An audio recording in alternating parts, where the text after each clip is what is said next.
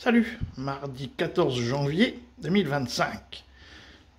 Bon, pour les plus assidus, pour ceux qui ont survécu à l'histoire des chaînes, vous vous souvenez que j'avais fait un live qui parlait de Flamanville.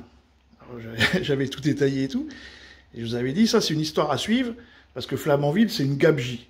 C'est une gabegie financière, c'est une gabegie technologique, mais bon, comme tout le monde s'en fout dans ce pays, après si, ça aller manifester, aller gueuler pour je sais pas quoi, les retraites et tout, oui, mais s'occuper du pays, parce que ça c'est 20 milliards, hein.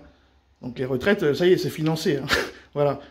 Et je vous avais dit, ça c'est à suivre, voilà. Donc j'ai refait un sujet en disant, ah, ils vont le lancer, il y a quelques temps, là, il y a quelques semaines, ils l'ont lancé, et regardez, donc ça fait 3 semaines qu'il est lancé, et donc là je suis sur la chaîne de Saïm Laïbi, là, le libre penseur. Donc il va faire l'intro, le spoil. Moi je fais le spoiler, il fait l'intro. Puis après vous irez voir le document en entier sur sa chaîne. C'est pas mal, c'est bien cette semaine aussi. Et donc, là, ce qui se passe, c'est que c'est marqué, hein, il pompe plus d'énergie qu'il n'en produit. Donc déjà, vous imaginez un peu le délire. Et en plus, en 2026, donc l'année prochaine, en juillet 2026, il va falloir changer la coupole. Parce que la coupole, elle est fissurée. Ça, on le sait, hein. Ceux qui s'y intéressent, vous le savez, hein, je vous l'avais dit, la coupole est fissurée, elle doit être changée en 2026. Donc là, c'était juste un essai pour voir si ça fonctionne. Après, on l'arrête, on refroidit, on change la coupole, et puis on est en 2030. Ça ce mercredi, l'EPR de Flamanville, le nec plus ultra de l'énergie atomique moderne, le top du top, le navire amiral du nucléaire français, pompe plus d'énergie qu'il n'en produit.